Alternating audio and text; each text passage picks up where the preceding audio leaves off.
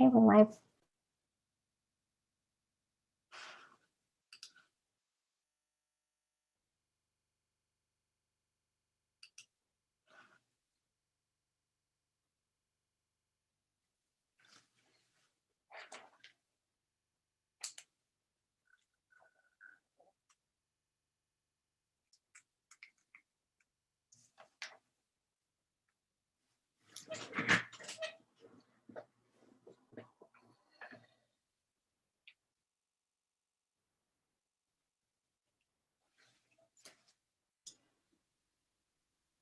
Welcome, everyone. This is the Desert Southwest Conference's Economic Task Force on Inequality presenting this evening our event on economic inequality and education. Tonight, we welcome our moderator, Chris Samuelson. Chris, I'll turn it over to you. Hello, good evening, everyone. Again, I welcome you to our discussion event on economic inequality and education. My name is Chris Samuelson, and I will be your moderator tonight. Bear with me as we prepare the groundwork and context for this discussion. So here we go. This event is being sponsored by the Economic Inequality Task Force of the Desert Southwest Confrence of the United Methodist Church. Nearly a decade ago, our task force was informed by our conference board of church and society for purposes of addressing the impact of economic inequality on individuals as well as upon our society. For more than a century, our church has advocated for a more equitable distribution of economic resources. We are striving to effectively continue that work. During this event, we will talk about access to good education at various levels with economic inequality as a backdrop to our conversation. This will require us to, on occasion, note how high economic inequality and inadequate education can feed each other. Here is something from the Economic Policy Institute that I will read and paraphrase. Extensive research has conclusively demonstrated that children's social economic status, we can take that to be an economic inequality measure, if you will, is one of the most significant predictors, if not the single most significant predictor of their educational success. Moreover, it is increasingly apparent that performance gaps by social economic status take root in the earliest years of children's lives and fail to narrow in the years that follow. That is, children who start behind stay behind. They are rarely able to make up the lost ground.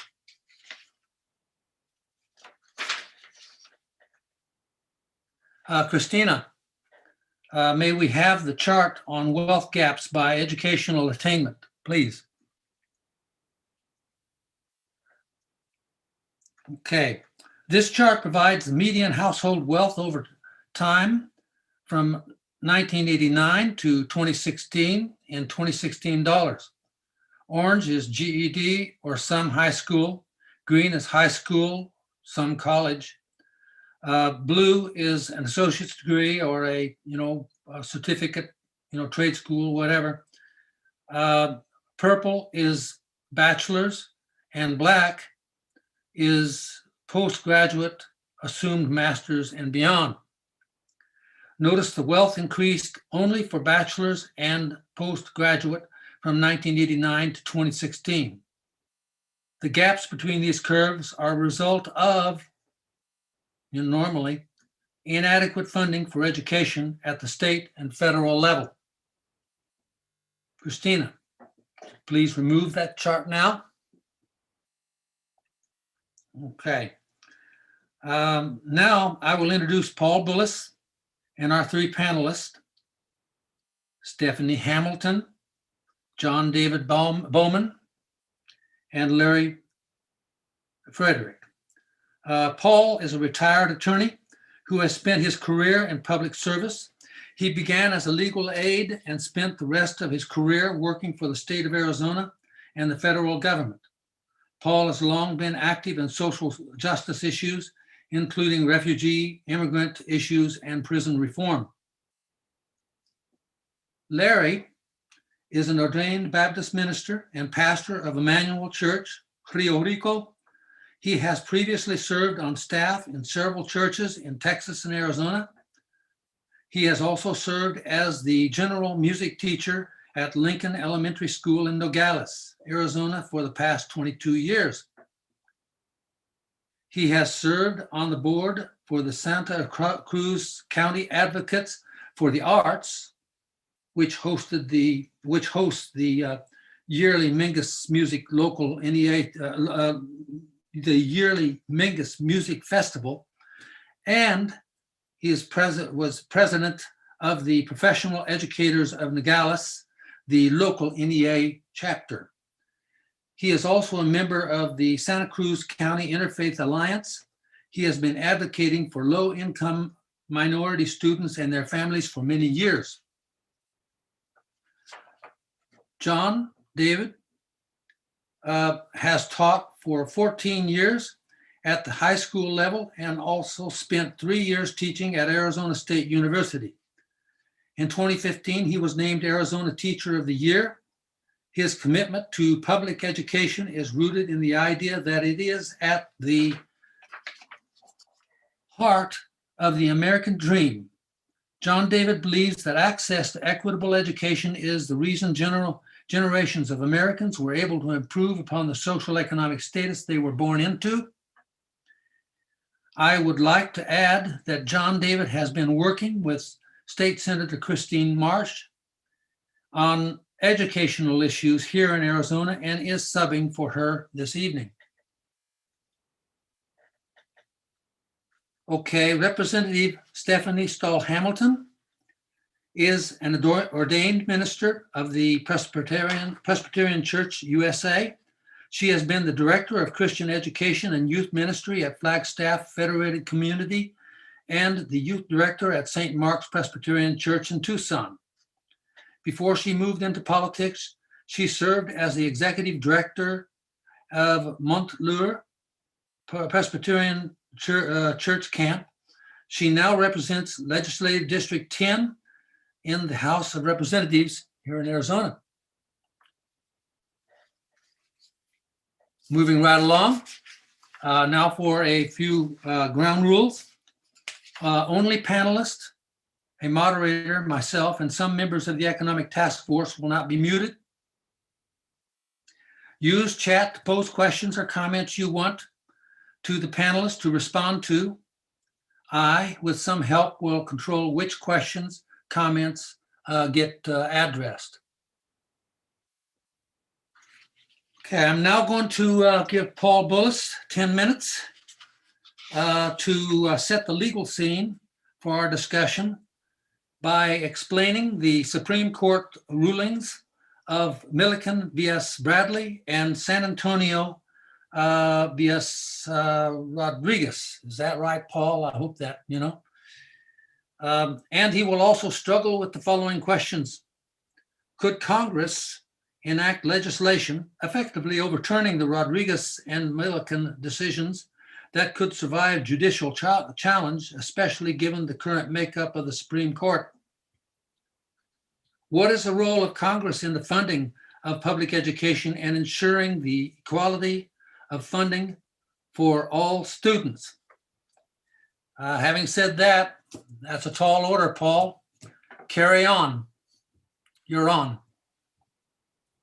Thank you very much.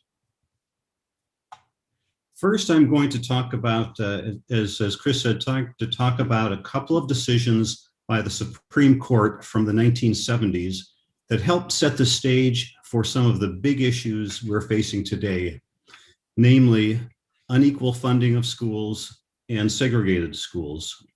Then I'll talk about the federal government's role in funding K through 12 schools. And finally, is there anything Congress and the federal government can do to help address these issues? The first Supreme Court decision deals with education funding. That is the San Antonio Independent School District versus Rodriguez case from 1973. At issue in that case was Texas's method of funding its public schools through property taxes, which resulted in wealthy districts being able to spend much more per pupil on education than poor districts. Parents from a poor school district argued that this violated the Equal Protection Clause of the Constitution.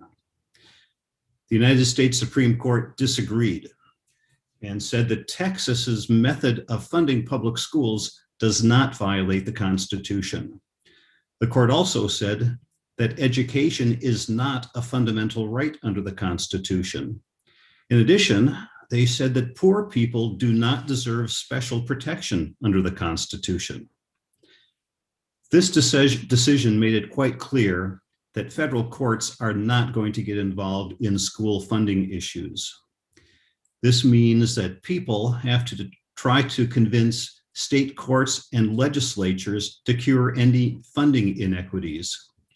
Since this decision in 1973, the courts in nearly 20 states, including Arizona, have found that their state funding methods have violated their own state constitution or laws. However, as we know here in Arizona, that doesn't necessarily solve the problem of school funding. The second Supreme Court case that I want to talk about deals with racial segregation. And that case is Milliken versus Bradley from 1974. That case was about plans to integrate schools following the Brown versus Board of Education case that held that racial segregation of children in public schools is unconstitutional. In the Milliken case, the federal judge ordered that students be bused from suburban school districts into the Detroit school district in order to correct segregation in Detroit. The Supreme Court said you can't do that. The Supreme Court said that a federal judge cannot reach into one school district in order to fix segregation in another district if the first district didn't help cause the segregation. So the result of that is that people have felt free to move to a school district in the suburbs where they don't have to worry that a federal judge will order their kids to be bused into other school districts. So from these two cases, we know that unequal school funding doesn't violate the United States Constitution, and people can just move to a different school district to avoid federal judges and integration. So now I'll talk a little bit about the federal role in education funding. The majority of education funding comes from state and local sources. The federal government pays only about 8% of K through 12 funding, which amounts to around $75 billion a year. Those are national figures. Arizona gets around 13 or 14% of its K through 12 funding from the federal government. Federal money includes Title I money for schools with low-income families, and that's about around $16 billion a year. Plus there's money under the Individuals with Disabilities Education Act. Plus there's Head Start money for preschool. There are free and reduced lunch programs, and there's also discounted broadband services. So that, in a nutshell, is encompasses most of the federal money that is provided for K through 12 education.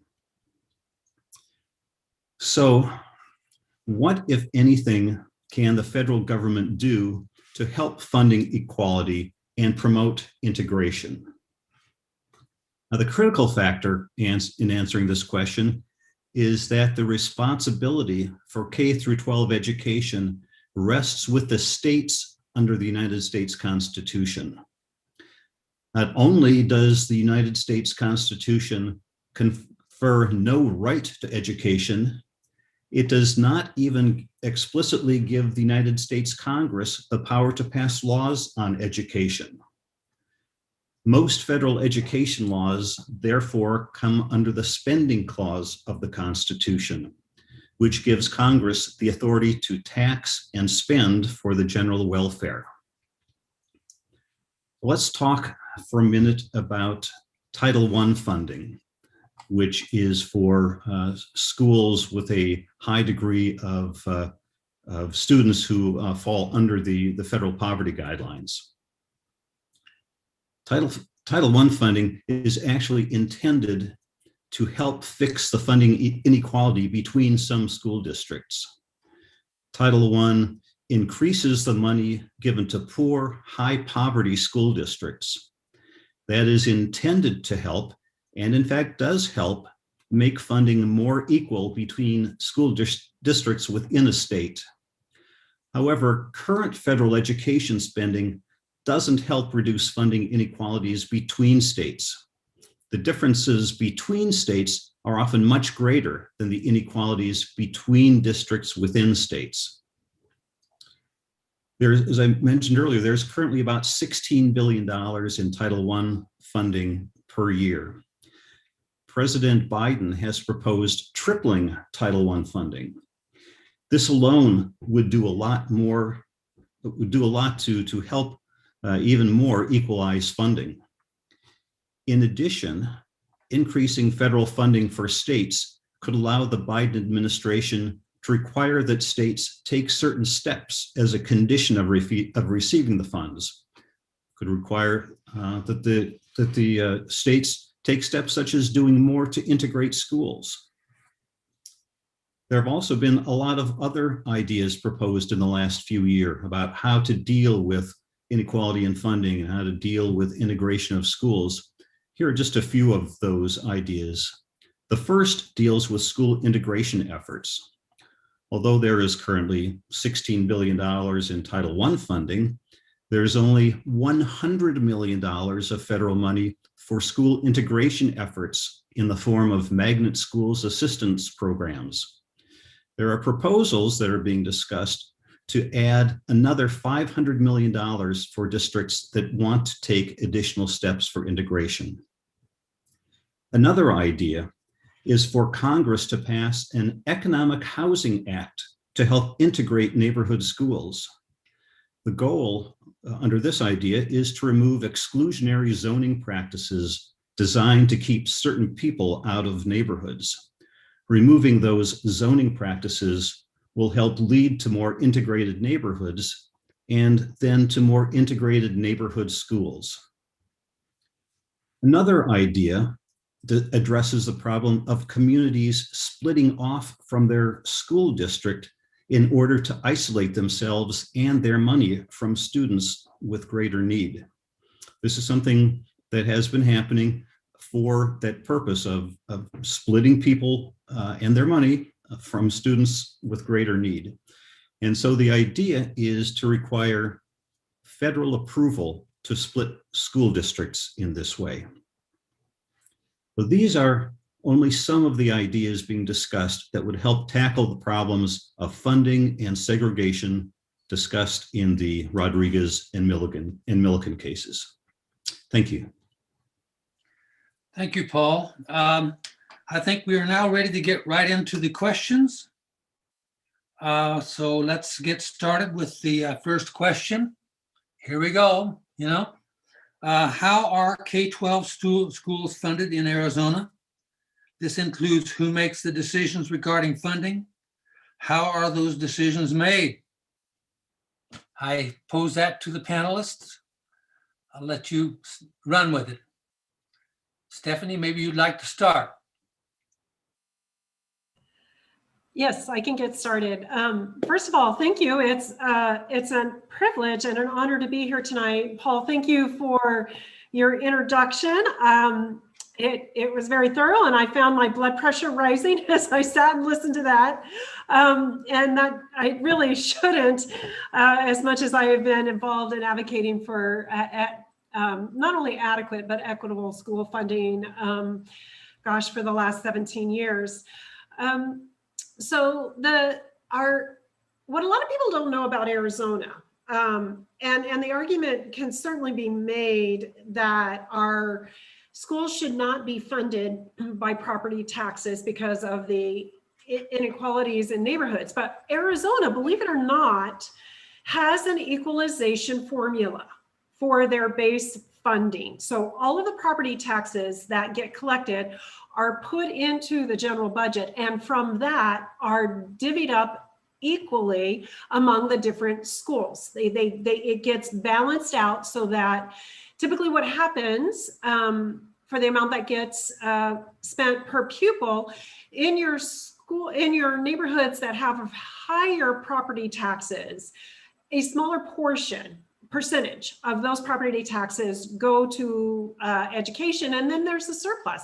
That surplus gets added to schools and districts where the property taxes are much less and are not enough to fund the local school. So Arizona really actually did a great thing in having this equalization formula to close that gap. Now, that is only one part of our school funding. It is a patchwork. and we do have money coming in from different pots. That's already been explained.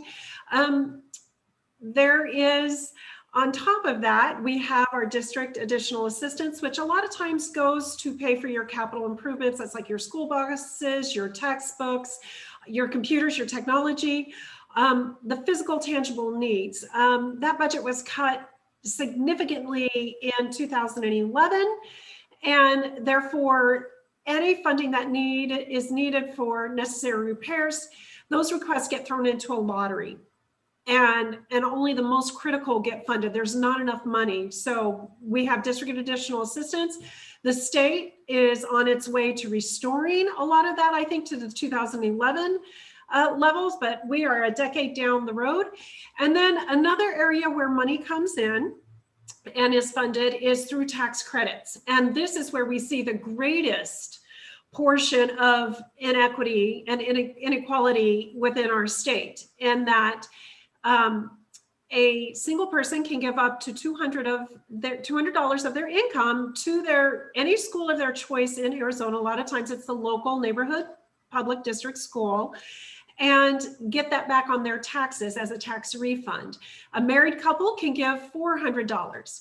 Well, in your economically challenged and disadvantaged neighborhoods, that money, there's not a lot of tax credit money that comes in. In your wealthier neighborhoods and school districts, there is more than what those schools can use in the way of funding, because that money gets earmarked for very specific reasons. But more times than not, they can't use all of their tax credit funding that is donated to those schools. And that's where we see the greatest disparity in funding. And that's what really has gone a long way in undermining our equalization formula that we have in this state. And then the last is the Title I money. So your schools that have a highest percentage of students on free and reduced lunches, they get a lot of federal dollars through the Title I program. And I think it takes almost 70% of your student population to be on free and reduced lunches, and that is all based upon a family's annual income. And then there's a few other little things of funding that come in, and I probably should let my other panelists address all of this. I've spent a lot of time digging into funding, but all of that funding, though, and how the money gets spent is in our state statutes and is determined by our state legislature, and then whatever the governor signs into law.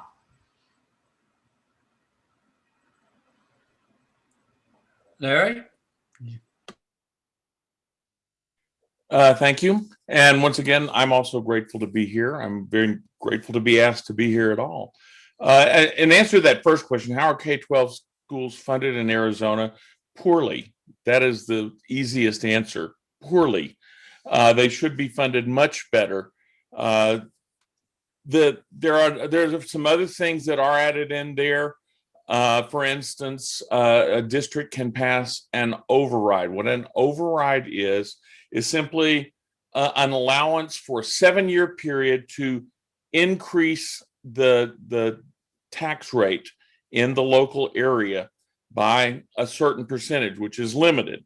And that amount goes down after 5 years, and after 6 years until 7 years, it's phased out. It has to constantly be re-voted on. You can't just vote on it once and it stays there. So it's not a steady source of income. And of course, if the incoming taxes go up, there's a little more money. And if the incoming taxes go down, there's a little less money.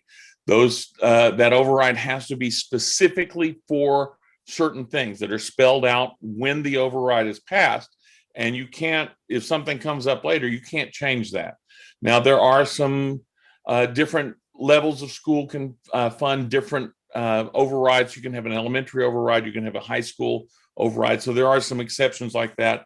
But even then, it's just a temporary and a small increase over what the state provides. Also, experience index does matter. If you have more experienced teachers in a district, there's a certain percentage that is added to the amount that the district's going to get because of that. So it's in the district's interest to keep more experienced teachers rather than to hire a bunch of brand new teachers. Of course, it's in the student's interest to keep experienced teachers rather than hiring a bunch of brand new teachers also. But it is financially rewarded, just a tiny bit. There are bonds that school districts can pass. These have to be paid back, of course, but this is done primarily for capital improvements. I don't know that, and Representative Stahl-Hamilton, you may know better than me. It's only for capital improvements, that type of thing. Is that right? You can't do it for salaries or anything like that. There are also grants that are available, sometimes short-term grants, sometimes long-term grants that sometimes provide for things like we paid for counselors in my district. We're a Title I district. I think we're something like 85% free and reduced lunch in the entire district. My school's 97% free and reduced lunch. So we depend on Title I a lot in our district and in our school, and it is able to help a lot. But the biggest problem is we lack funding for enough teachers. We lack funding for enough space. My school is celebrating its 100th anniversary this year. It's in pretty good shape for a 100-year-old building, but frankly, we could use more classrooms. We've got 36 kids crowded into some classrooms. Those are kindergarten classrooms, by the way. They're not 5th grade or 6th grade. Kindergarten classrooms with 36 children in them. We have beautiful rooms. We have a beautiful campus, but we need more rooms. But we can't afford to build more rooms. We can't afford to hire more teachers. We have large classes because we can't afford more teachers. And it's not just a matter of hiring anybody. We're in a rural area on the border. Hiring people to come down there is hard. People don't want to move to Nogales. So we're trying to build up teachers in our district, but we don't have money to keep people there. And so it's just a general lack of money is the problem. And I won't complain anymore about that. That's a problem all over the state. So I'll stop. Okay, John David. Yeah, I like to build off of what both of my fellow panelists said. Number one, I'm very happy to be able to be a part of this, and I would say I like the way that Larry described the funding as poor. This is, and forgive me, I didn't have time today or really in the last week to look up the most recent statistics, but these are within the last 2 years. Arizona 50th in elementary teacher pay, 49th in high school, and 50th in administration pay, which is something that as an advocate over the last 6 years, I have come in contact with so many people that think that we just pay so many administrators just oodles of money, and that's simply not the case. And so, what this all comes down to is whether it's technology, buildings. We're also third highest in class size in the nation. What Larry said, and I believe Stephanie said as well, is, but as someone who's currently in the classroom, like Larry, I have to I keep coming back to this. No new idea And for people who have been in education, every year, you know, there's some new thing that's supposed to solve like all of our problems with inequality and education. None of it matters if there is not a qualified, passionate educator that is delivering whatever it is that's supposed to save our world, right? It can't just be an iPad or a tablet. It can't be a new set of standards. It has to be quality, committed, passionate people who are willing to do it and have the ability to stay with it. The only reason that I am still an educator is because my wife was able to progress in her field. If it wasn't for that, I would have been out after the third year, just from an economic burden standpoint. And there are so many people that are leaving, not because they want to, but because it's a reality of a standard of living. And so when we hear people say that teachers just want to buy more boats, I have been on a boat, but I've never owned a boat. And I think what I think it's sometimes lost is it's not about us as teachers and educators. It always comes back to the students. It's not that we need this because we just want stuff. It's we need this so that we can continue to do what we love and to try to help and inspire and inform the next set of kids. Chris, let me just jump right in. Both Larry and John David touched on this. With our bonds and our overrides, that sounds like it's a really great thing, except for when you have a Title I district and people realize they're going to have to pay more in taxes, it is really hard to pass a bond or an override to convince people that they need to give more out of their paychecks to pass a bond or an override. Every penny in those paychecks counts.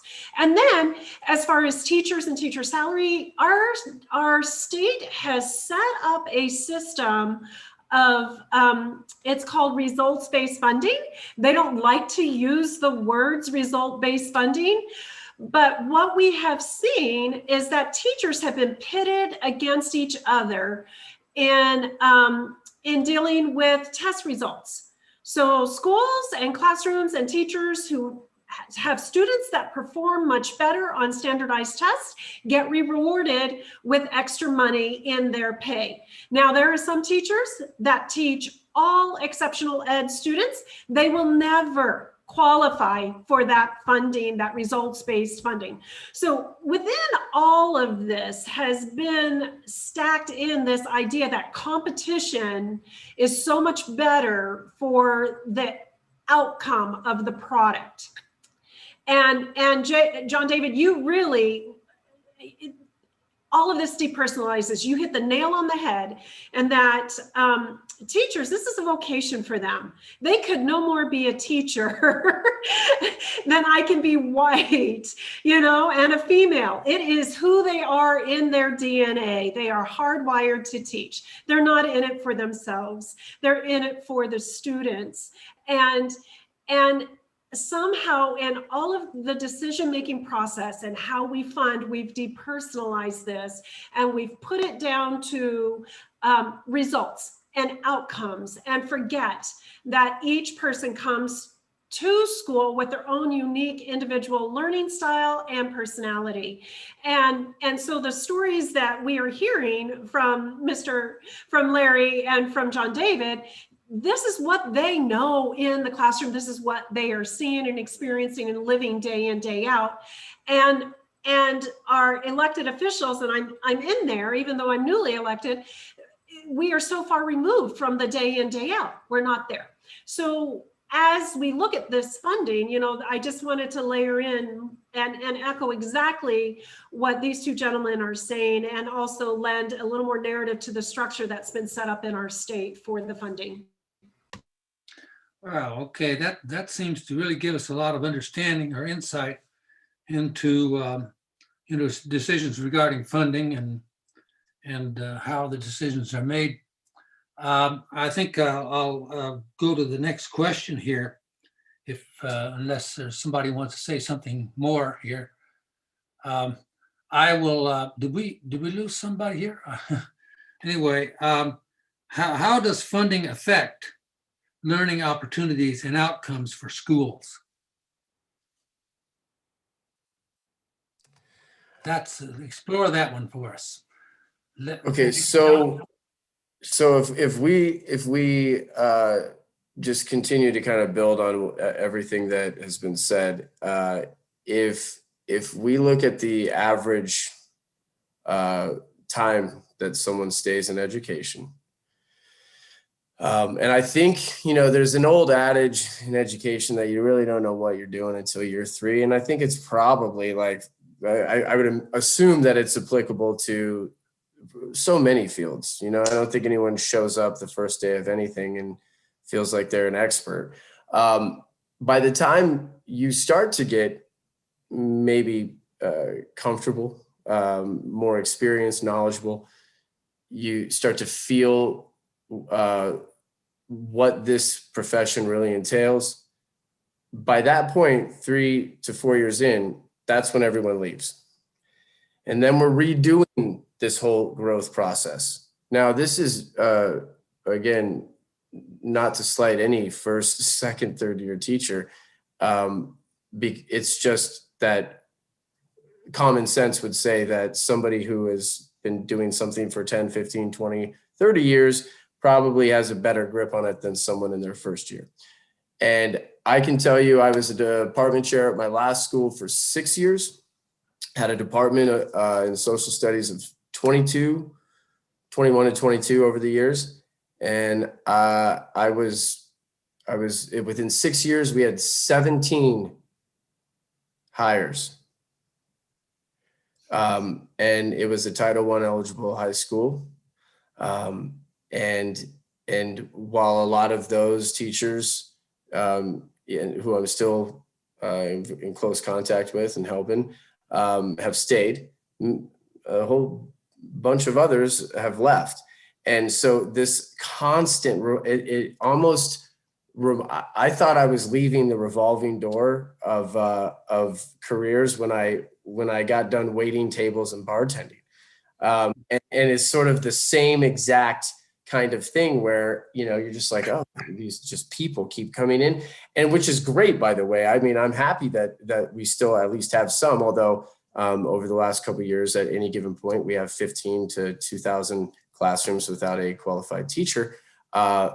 It's great that there are still people wanting to do this, but I think my example that I've used over the years, if your student is, and forgive me because I am so ignorant about elementary, so I'm going to stick to high school. But if your child is taking an advanced physics class, and as someone who is terrible with a lot of STEM, if I am now a qualified social studies teacher, I've retired, I am now a long-term sub because we can't fill that spot for the vast majority of your child's advanced physics course. I am so sorry. I will apologize. Your child will not learn any physics. Okay, I'll try to Google Neil deGrasse Tyson or something. I don't know. I'll wing it the best I can. But the children in that classroom they're losing because we can't fill that. And so when it's how does this affect student? That's all it does. It affects the students because one last thing, and I promise I'll let someone else talk.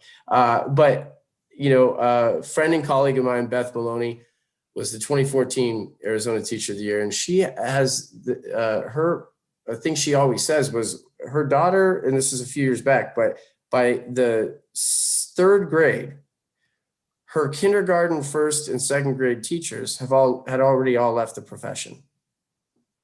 So not just the actual learning, okay, But so much of what I believe is important is about relationships and being there for kids. And when you're a young kid, you see your teacher maybe more than your parents.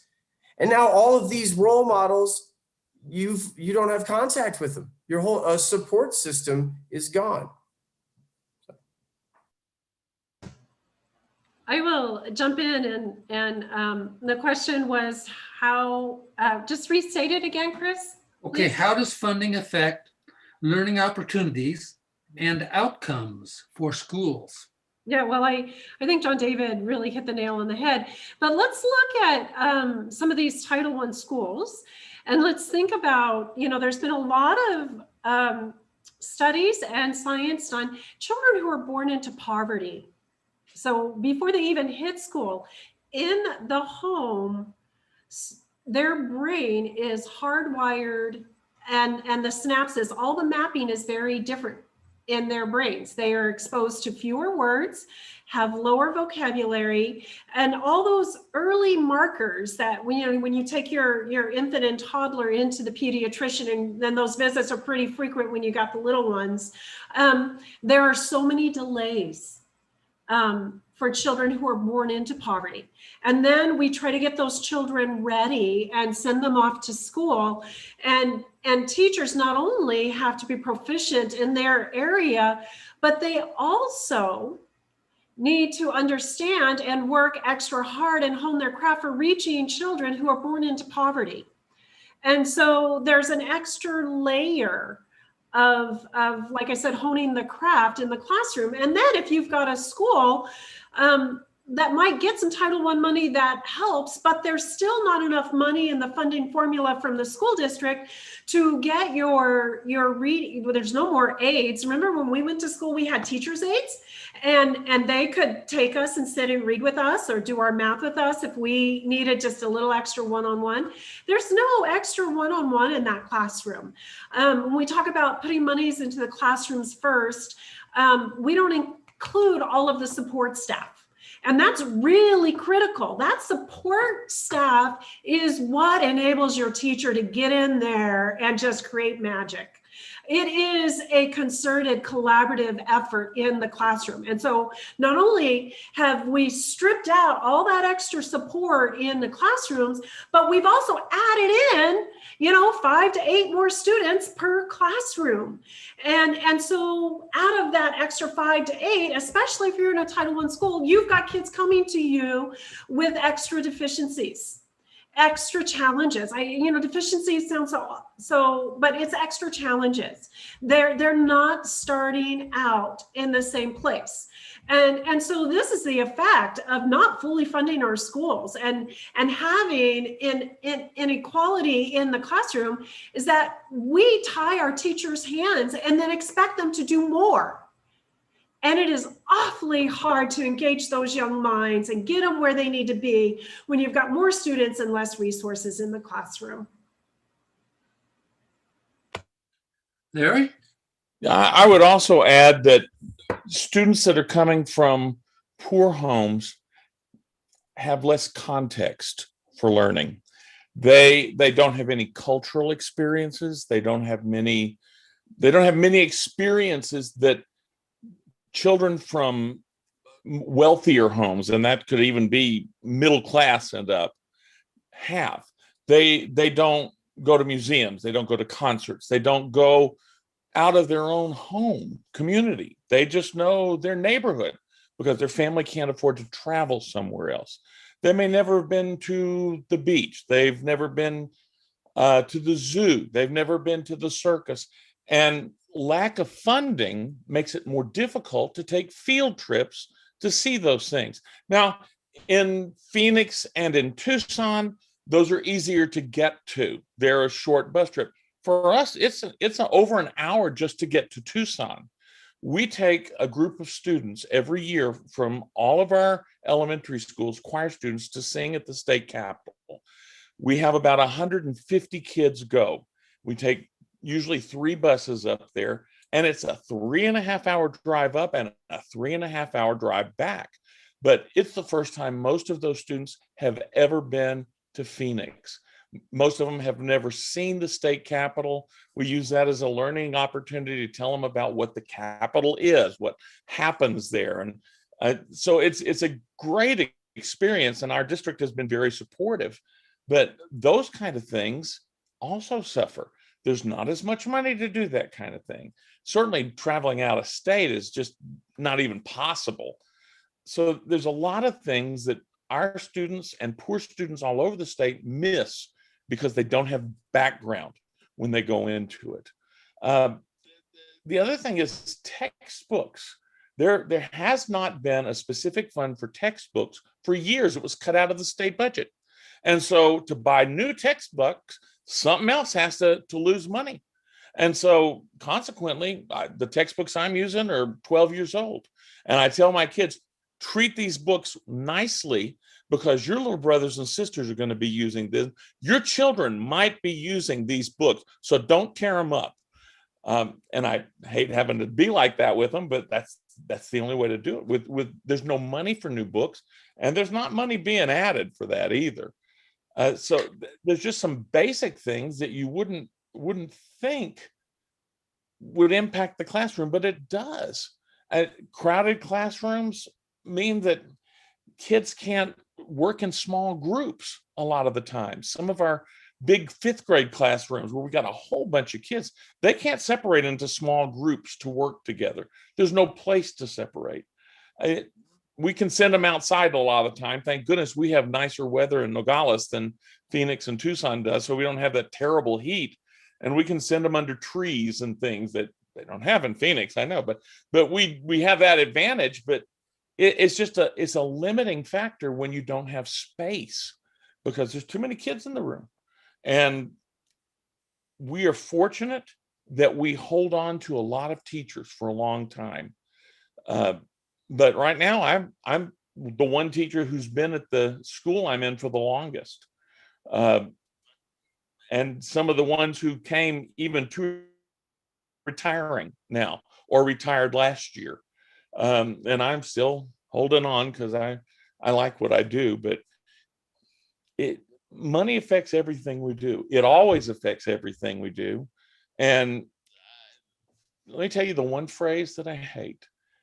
I hate hearing people say, well, you can't just throw money at a problem.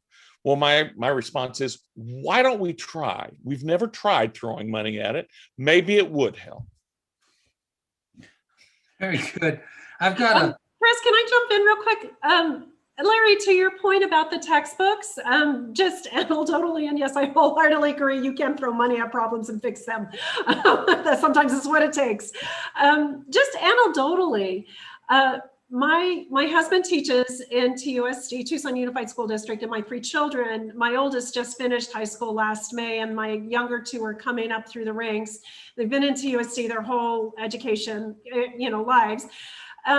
And I was headed up to the Capitol last year and happened to carpool with a woman who is a very active parent in a smaller district. Now, Tucson Unified School District is the 2nd largest district in the state of Arizona, second to Mesa, and that's just only been recently. For the longest time, we were the largest district, and we were driving up to Phoenix to meet with Kathy.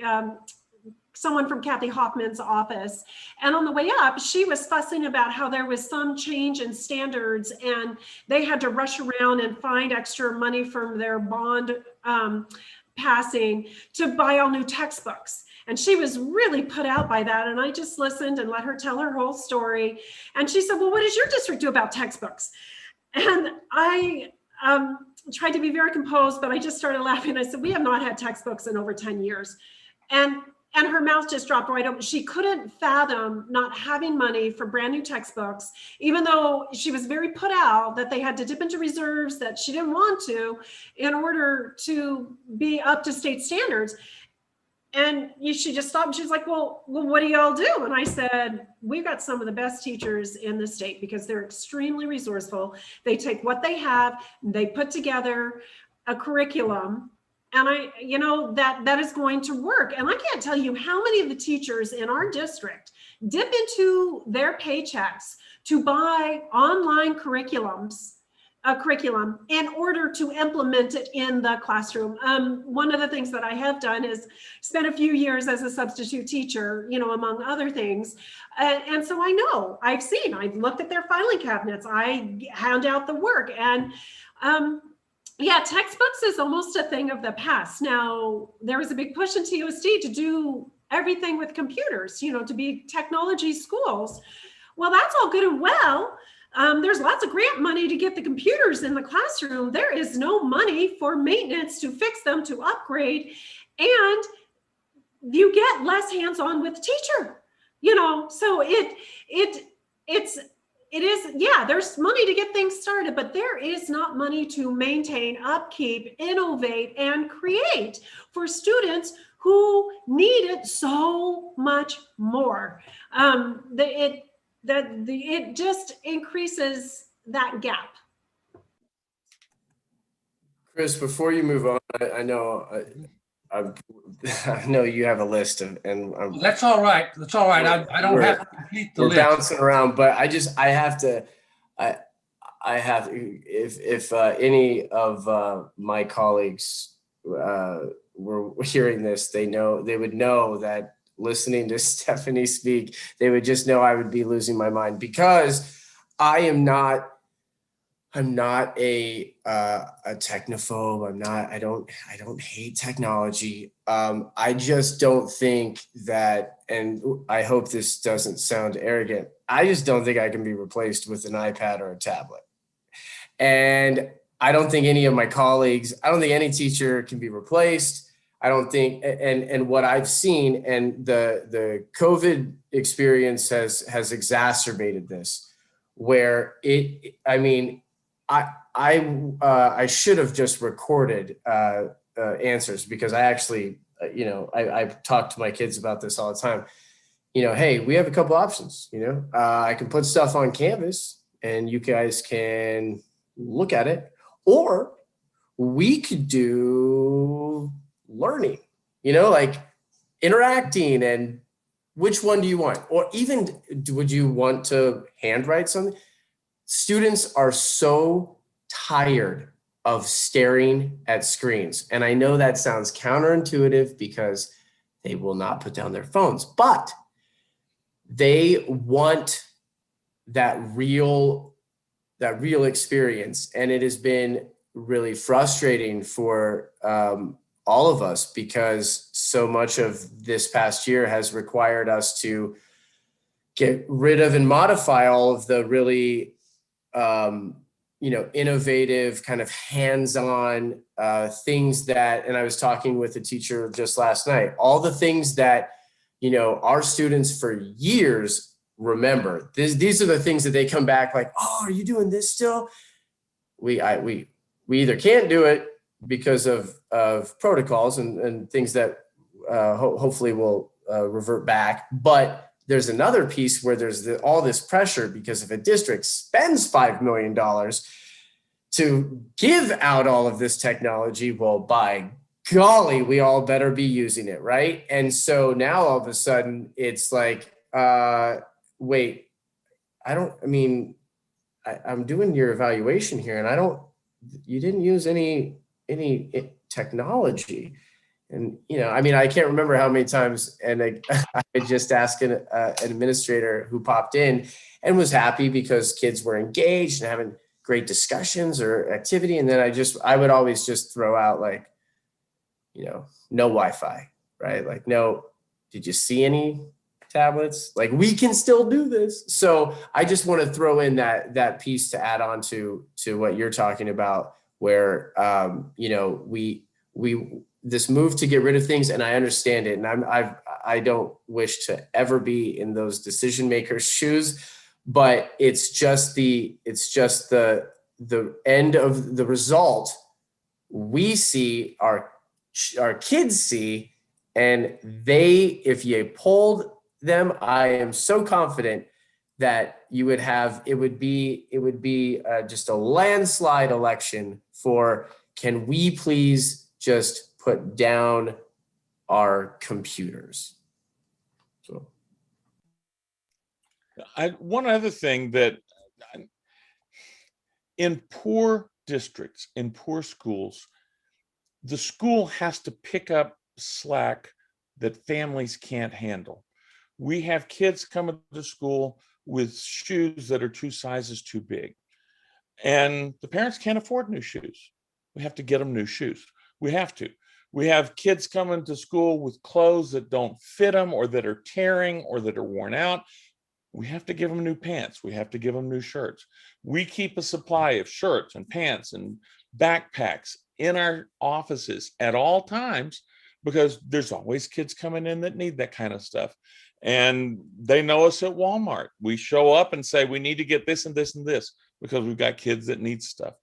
We don't assume that any of our kids are going to have paper and pencils or a place to sit down and do homework. A lot of them don't have that.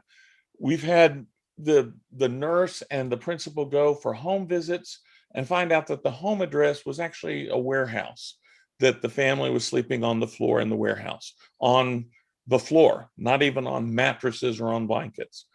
And that's just reality. That's the way a lot of our kids live. We have a lot of kids that shuffle from one place to another place to another place to another place. They don't really have a home. We've had kids that were sleeping in the car because they didn't have a place to stay. It's the kind of thing you always see in poor districts, always. And every school has to deal with that in some way or another. And there's not money budgeted for that sort of thing. There's not some kind of allowance for kids that don't have a place to sleep. You know, it's up to the principals. We have a district that's been very supportive. We have some family support systems in place to help reach out for special needs. But those are the kinds of things that poverty just drains the kids, and it's really hard for them to learn. Thank God we have free breakfast and free lunch for every single student in our school. And even during the pandemic, we're giving out sack breakfasts and sack lunches to every single kid in school. We even were able to make a special arrangement with one of the local dairies that was providing a gallon of milk for the kids to take home, so that the family would have milk for those kids that weren't old enough to go to school. It was helping the farmers, actually. They needed to get rid of the milk and they didn't want to throw it away. And so this way they were able to do something useful, and the school was able to benefit the students. But that's the kind of stuff that poor districts always have to deal with, and wealthy districts don't even have to think about. It's not an issue for them. And I'll stop there. No. But Larry, you bring up a really good point. And there has been a cultural mind shift. Remember when the 1,000 Points of Light came out? Was that under Reagan, right? And then Bush brought in the faith-based organizations. You know, this is a societal thing in the United States where things got shifted out of, this is our social responsibility, and we shoved it off on all of the nonprofits, the charities, and the churches. Now it's all good and well, because for a lot of us, this is part of who we are, those of us who belong to churches. And we are, I mean, there's so many passages of scripture that this is ingrained in us from the get-go. But the fact of the matter is that should never absolve any person from having this mindset of, this is my social responsibility. And that gets wrapped into all of this as well. And especially when it comes to public schools, the mindset that is out there is not my responsibility. I have what is mine, and you need to go out and earn your own. And that is the framework from this whole conversation, the whole pull yourself up by your bootstraps. Well, that's hard to do if you don't start out with boots in the first place. If you do not have shoes on your feet. And that is a cultural, societal mindset that has slowly seeped into our country's narrative and has been such a dividing factor for whose responsibility is it to make sure we all come along. Okay, this conversation is filled full of lots of insights, and hopefully we're all picking it up. I'm going to skip down to a question here on basically. Let me say a question that seems to be not open, but I'll follow it with something that says makes it open and let you wrestle with this question here. Are charter schools, vouchers, tax credits, and ESAs, that's empowerment scholarship accounts, affecting equality of education? How? So I'll let you wrestle with that little question. Can I go first? Because I feel like Stephanie's going to have maybe a better answer than what I'm going to say. Fire away. As much as I've had to learn about this over the last 6 years, because I will admit, before being in a position to be an advocate for public education, all I knew was, just like everyone else, just my own little circle. And but when you have to go in front of the state senate or state house, and they're going to ask you things, you have to Google stuff. But the thing that I have been just so shocked at, and it really ties in so nicely with what Stephanie just said, is I think it's like a paradigm shift, and where what I have or am a part of is great, and for me, and I maybe you're wishing no ill, but you're not worried about those who don't. And so what essentially has happened, to the best of my knowledge, is what appears to me to be a systematic and structural shift, where we are continuing to empower and reward those who have, and we are again, and I want to highlight this. This is something that I've thought a lot about. I want to make it clear: everyone who makes a decision to send their child to a school, any school, that's their choice, that's their right, that's their decision, and no one should really try to get in the way of that. I think that a lot of parents who do decide to do that then hear people in a position like mine saying something like this and feel like it's an attack on their decision. And I don't believe, maybe the message hasn't been said correctly. The problem is not charter or private schools.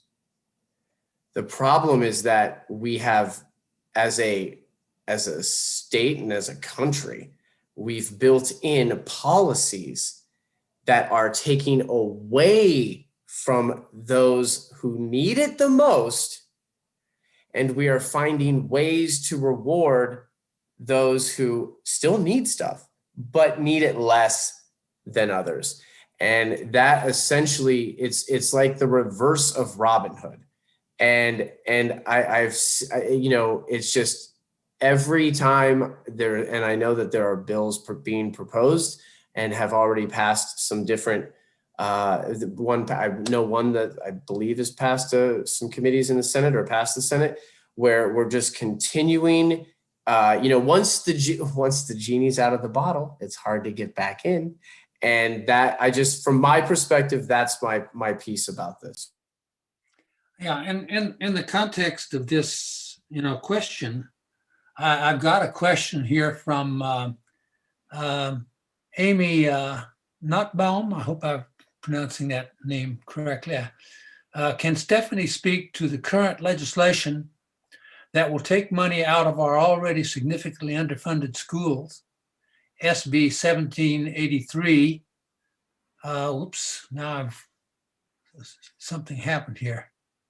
It's okay. Yeah. No, If you can go ahead and speak to that. I can take that, and there's plenty to talk about in all of this. So what we have going on here, and let's back up and talk about school funding. So when I was growing up, and I started out in rural Arizona, up in northeastern Arizona, and there was one school in my little town, and I went to that school, and state dollars, we were fully funded. State dollars paid for an incredible education for me up in northeastern Arizona. I then moved away, went to the East Coast, went to college, and in the 90s came back. Well, what had happened in the 90s? And of course, at the federal level, we all of a sudden heard this thing about charter schools. And charter schools seem to be the compromise between public education and private education. Well, I don't believe that's true. They are a hybrid of sorts. In Arizona, our charter schools are considered public schools. And however, what we are talking about in this whole conversation, and I'll layer in the empowerment scholarships in part of this discussion. Growing up, also you could public school or you could go to private school, but your parents had to pay for private school. So what we're looking at is in our state's constitution, it is mandated, it is state law that our public tax dollars go to our public schools and should remain in our public schools. When they cracked open the door for charter, they deemed those charter schools public schools, so then tax dollars could go to those charter schools. Now, children at public schools are funded at the very lowest rate of funding in the state of Arizona. They get a smaller per pupil average of funding out of our tax dollars. Charter schools, those students get a higher number, because the thing about charter schools was they didn't have to, there was not money for transportation, for food, for capital improvement or facility maintenance. None of that funding was built in for charter schools. And so the rationale was, we're going to fund these students. They're going to get a higher number of dollars for their per pupil student funding. That was still our public tax dollars going over here. Now, beyond that, we're looking at accountability. Our teachers in our public schools have to be certified. They, all of the state laws as far as curriculum and testing and all of those things, and federally, our public schools, our district public schools are mandated to teach all learners of all levels, and they are mandated to provide those resources for all our learners. Charter schools are not. They are not held to the same standard, and yet there's our public tax dollars. So we have an accountability issue here. What a lot of parents did at one point when charter schools opened, they took a look at their neighborhood school and said, this is not good enough for my child. I'm going to choose the charter school. That we have choice in Arizona. I get to choose where I want my children to go to school. But the effect of that choice is it takes those tax dollars that were supposed to go into that public school, and those dollars follow the student to the charter school. So now our public school is working with less. And the other thing that happens with charter schools is they do not have to take every learner. So if they administer tests, and typically it's not the same tests that are mandated to be administered in our district public schools, their test scores typically are much higher because they do not have to take every learner. They are not mandated. So we are not comparing apples to apples. So you've got money coming out of our public schools being put into charter schools, so students are funded at a higher rate.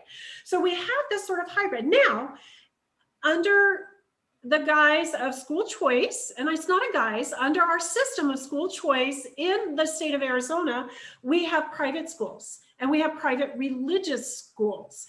And at some point, now our state constitution said vouchers are illegal.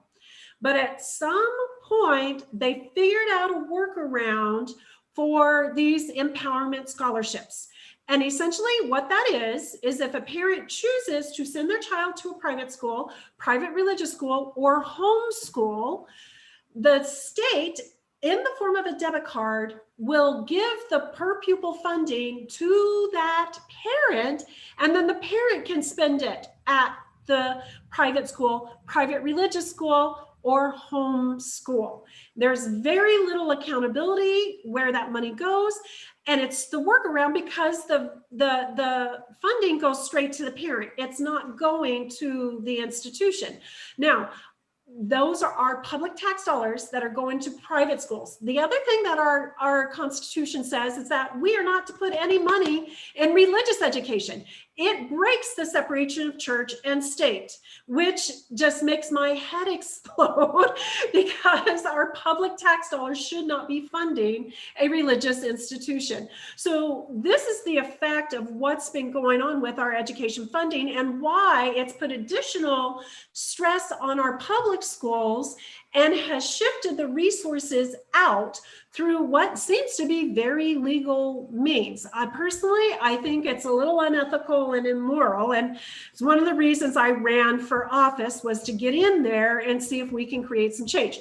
Now, most of the bills that are coming out right now that are for empowerment scholarships, which are vouchers, have passed out of committee on the whole, and third read in the Senate, and are just now making their way over to the House. Last week was crossover week, and so those bills will show up in the House committee. What the Education Committee in the House decides to do with those is anybody's guess. I unfortunately was not appointed to the Education Committee. It is it is the #1 committee that people want to be appointed to, and being very new, I've only been there now for 8 weeks. I didn't have a choice of where I was going to be appointed. So I have to wait and see what happens in those committees. I'm not privy to those conversations, nor do I get to interface with those representatives as frequently. So I have no idea what's going to happen, but what I do know is that on every front, those bills are meant to be an increase. Now, I was hired by Save Our Schools and worked very hard to defeat Proposition 305, which was the referendum to roll back the last voucher expansion that was put into place in the spring of 2017. We were very successful in making sure that voucher was rolled back. Now, I am a little unsure if these new voucher bills that are coming through are a conflict of interest, and I'm not quite sure what would happen if these bills get passed through, if actually there will be, if it'll go to court. I can guarantee you, as expensive as it is, I can see Save Our Schools and other invested interests going back to work to repeal any voucher law that gets signed in, but that's not a lot of room for comfort, because in the meanwhile, that's a lot of money going to fix a problem that the voters overwhelmingly already said we do not want. 85% of our families in the state of Arizona choose their public schools. And an overwhelming majority of people said we want our public tax dollars to stay in our public schools. And so I think I might have touched on all the points of what's going on with charters, what's going on with the vouchers. Bottom line is, our Constitution states that our public dollars belong in our public schools. And our legislature has figured out some loopholes and workarounds. And somehow we've got to be able to hold us, accountable for some of these moves. And I just have to jump in. I know Larry hasn't gone yet, but I don't want to forget these 2 points that you just touched on, Stephanie. Is number one, from again 6 months, a year ago, the average, like if I look at Brophy or Xavier or private school tuition, it's 17, 18,000 a year. Okay, so and again, anecdotal, not empirical data, but I asked all my students if they got 7,000, 5,000, 7,000, 8,000, do they think their parents have just an extra 10,000 that they could just write a check and just go ahead and help them get this really important education that's so great? And you guys aren't going to believe this, but all of them said no. And so to me, it's just like, it's disingenuous, because I keep hearing this argument that this is all about just, it's equitable. We're trying to be equitable. We're trying to help. And it's just so not true when it comes to who is this helping. And again, I'm not saying I don't want to help someone who has been successful and their students, their children. It's just, don't be dishonest and don't say that this is helping when we know that our students, and I mean, all the stories that Larry's shared tonight, his students don't have the residual money to go to that private school, so they're not getting helped. And I just think, that to me is just a really, really important fact when it comes to that piece. And then, I've talked too much. Larry, you go. But John David, really quickly, to your point, also if they get that extra $7,000, layer in the tax credits, because our state allows over $1,000 for private schools and private religious schools to be added in on tax credits for those schools, and they can go out and get their friends and neighbors to donate in that child's name. How many students from impoverished areas can go and find 5 people to donate an extra $1,000 to cover the tuition, let alone transportation, food, uniforms, all of the other things that go into funding a private school education? The vouchers and the tax credits are all for children of wealthy families.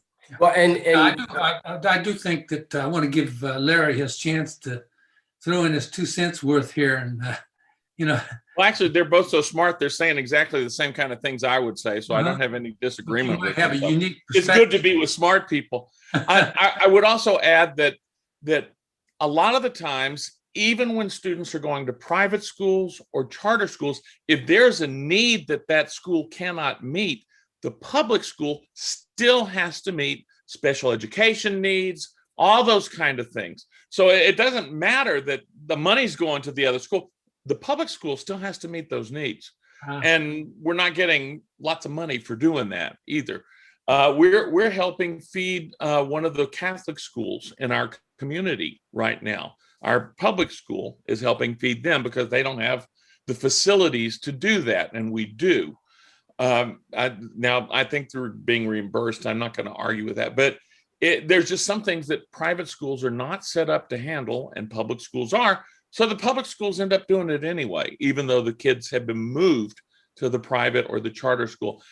The other thing is, I wish if we can't undo all of the changes in vouchers and ESA, all that kind of stuff, if we can't undo that, is there any way we could tie the same accountability that public schools have to have, that they have to jump through all the same hoops we do? And if they get the money, they've got to do the same things that public schools do. And that means every single one. Do that. Let's see if there's quite such a preponderance of evidence in their favor. Hey, Larry, I have a question for you. And I think it's from Southern Arizona, and you may know the story a little bit better than I do, but I heard a story about one of the schools in rural Southern Arizona where a charter came in and it decimated the public school so that it closed. And then 2 years later, the charter school went under and there was no school for the children. Had you encountered that? It's not in Santa Cruz County, which is about the extent of my knowledge. So I couldn't tell you. I know a lot goes on here. After that, it's all far away. Yeah, well, we're getting on in time here, and I have been instructed to go down to the bottom of the page as far as questions are concerned, and get you guys to talk about the actions down there. What policies or legislative action should we be aware of? What can we do as voters? What can we do as Christians to ensure educational justice for all people? I'd like you guys to kick that one around a little bit. Go ahead. I just have one last thought. I'm so sorry, but like both Larry and Stephanie talked about like the preponderance of data and the claims. And again, I'm sure all these schools that say they're great are great, and I really do believe that. I'm sure they're doing great things. The majority of high schools in Arizona are somewhere between 1,000 and 4,000 students. If I lop off the top 300 at all of those schools, I could show you some really amazing data. And I just want any people who are listening, who are parents, to, again, this is not to be a slight on a charter school. It's to just show that shouldn't be a slight on a public school for working with all the kids that they need to work with. And in terms of action steps, here's what I'll say. Again, this was as of like a year ago. Average per pupil, right, has gone up a little bit since then. It was $7,757. Average Arizona spends per inmate $24,805. So in terms of action steps, we should probably spend more per pupil, and not just on again, just an iPad to say. I think that is the throw money at a problem. The throw money at a problem is, look, we have all these things in boxes, or this new like app or this new thing, and that's going to fix it. We need, if everybody says children are our future, but then when we talk about funding, no one wants to do it. And I can't, again, in Chris's intro, I just wrote, I so desperately believe with every fiber of my body that free, equitable access to education is what made this country great. It's at the soul, the center of the American dream. And if we really want to really change and continue to evolve and to continue to strive and succeed, we cannot leave 80% of America in the dust. So please follow Senate bills, House bills, speak, write your legislators and senators, vote, and just pay attention. Even if your kids are out of high school or college, or you don't have children, it impacts our entire society. As far as the action items go, voters need to be involved and aware of all the issues affecting education. They need to keep up with that. They need to know what their representative has done regarding education. I know both of my reps and my state senator, and they know me, and they hear from me when there's an issue that is important. And as a matter of fact, one of them, Andrea D'Alessandro, is a friend of mine, and she calls me sometimes to ask me about things because she knows she can trust my opinion. You've got to know the people that are representing you in the legislature. And if they're not representing your interest and the interest of the schools and the interest of your community, you need to get rid of them. They have no business being in the legislature. The other thing is, run for the school board. We make most of our most important on-the-ground decisions at the school board level. Yes, the money is decided by the state and sent to the district. Then the school board is the group that decides how that money is actually spent. Now, usually there's business administrators, there's superintendents, there's many different people that are involved in those decisions, but ultimately it is the school board that decides. There are any number of boards that have had people appointed to them by the county superintendent because there weren't enough people running for the school board. And the people running for the school board should not be the people with an axe to grind. It should not be the people who hate public education. It should not be the people who don't want any more taxes. It should be the people who care about the students, about the community, and the schools. And let me tell you, if Christians want to make a difference, that's where they can make a big difference. Running for the school board and making informed, careful decisions. I'll stop. Any other? So just a couple quick things. I fully echo what both these gentlemen have said. One of the things, if you have time when schools, it is safe to go back into schools, volunteer, go into those classrooms, read. Our children need reading buddies. They need math buddies. Find some way to get involved in your local neighborhood school. That's just an immediate. Scanning out a little bit to the be informed and engaged. A movie, if you can get your hands on it and maybe do it as a denomination, is Backpack Full of Cash. That will really lay out the steps of how we got to where we are with schools. The third thing second thing in that vein is there is an author named Diane Ravitch, Ravitch. She has written extensively on public education and the moves that the federal and state governments have made to unravel our public or undermine and deconstruct our public school system. The last thing that I think that you can do, and this is a little bit of organizing, but it is to have these conversations. It is one thing to educate yourself, to follow, to be engaged, to show up and help. But the last little piece, and I mean this in the whole biggest, best ways of this term, but we've got to be a little bit evangelical and have neighborhoods conversations. Get to know your neighbors and find out where they are.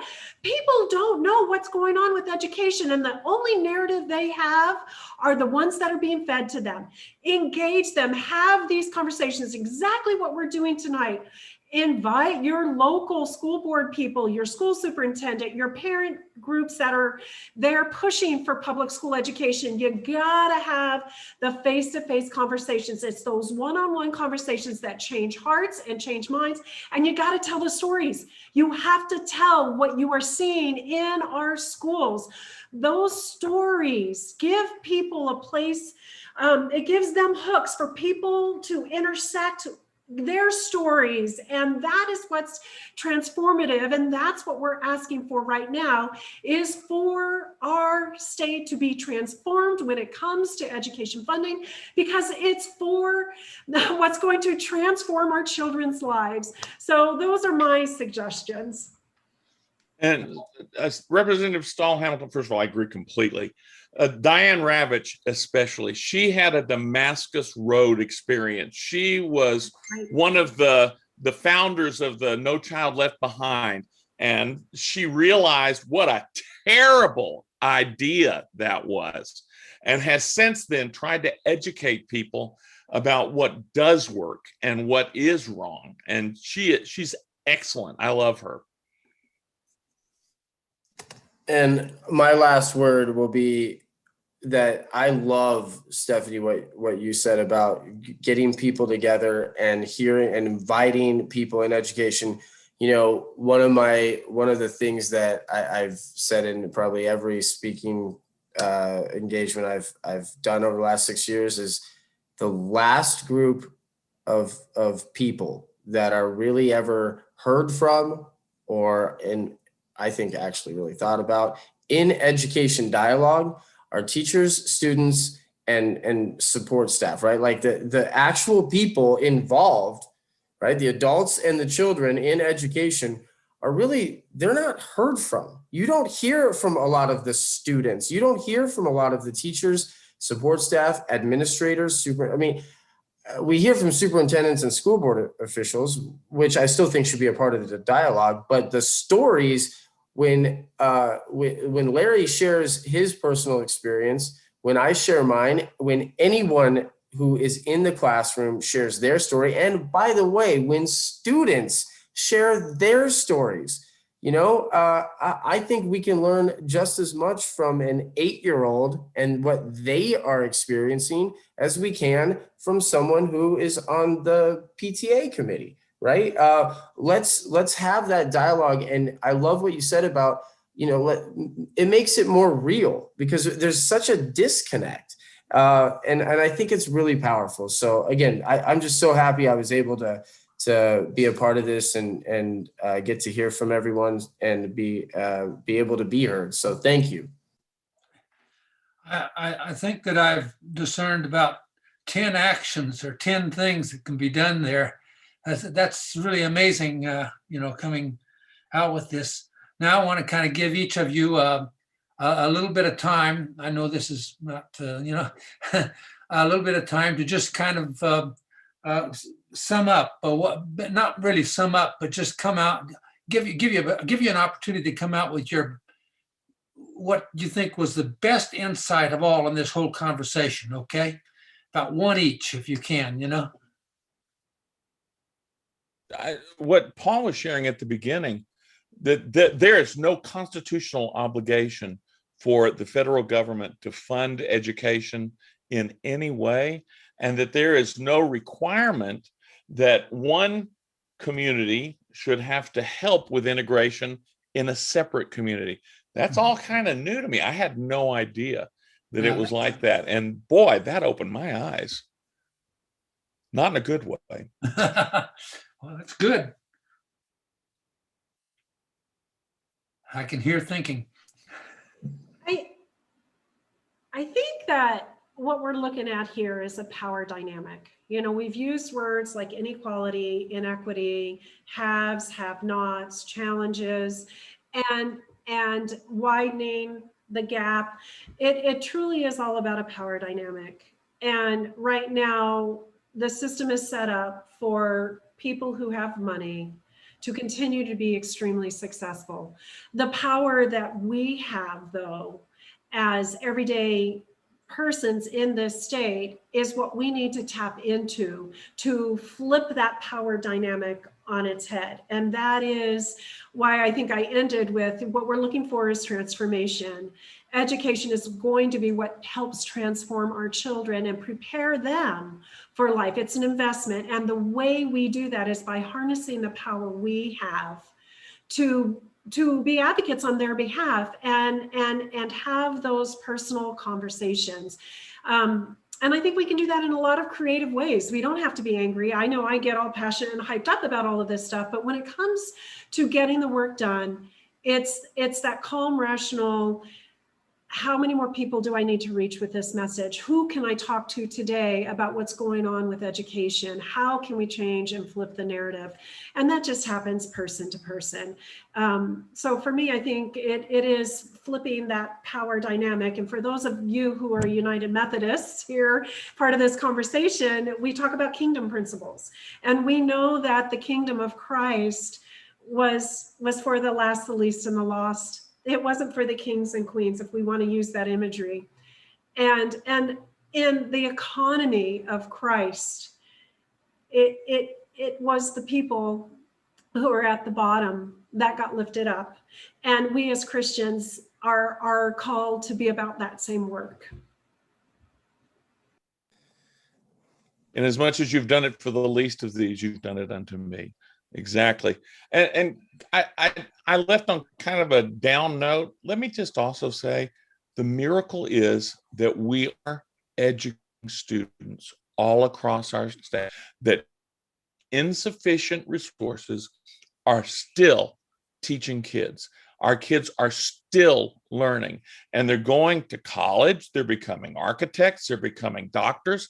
They're becoming lawyers. Some of them are becoming teachers, not so many as used to be. But we are still educating, even without what we need. But it would be so much better if we had what we need. Yeah, Larry, we are. There's amazing things happening in every single classroom, every day. But the teachers and students shouldn't be punished for that, right? But I think my takeaway from this evening is just hope. I have not met any of you. I don't know any of you all on the panel personally, nor any of the attendees. And I think it's just, it's really nice to know that there are groups, organizations, people, legislators that are still really, really concerned about this and really trying to get the word out. So for me, my takeaway is that there's light at the end of the tunnel, and that if we can continue to spread the word and get people informed, I think that there's hopefully that we can have a positive impact and solution at the end. Okay. Well, I want to thank you all for being great panelists. We've all learned a lot from your insights and everything. And well, we thank you very much. Anyone else want to, I think this is very good.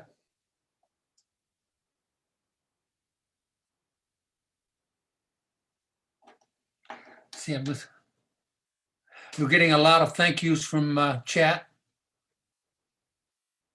Seeing a lot of people are really appreciating what you have said.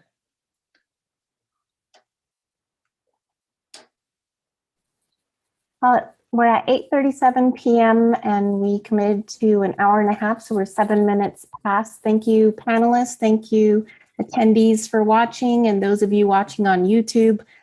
We just posted the link to this YouTube recording in the chat. Oh, but I only posted it to the panelists, so I will post it for the attendees. In case you want to share this recording with your friends, your family, your community, you can certainly reach out to any of our representatives from the Desert Southwest Confrence Economic Inequality Task Force. If you want to host a conversation like this at your church, you can reach out to Billy Fidlin or any of the members of the task force. Thank you all, and have a beautiful night. Thank you very much.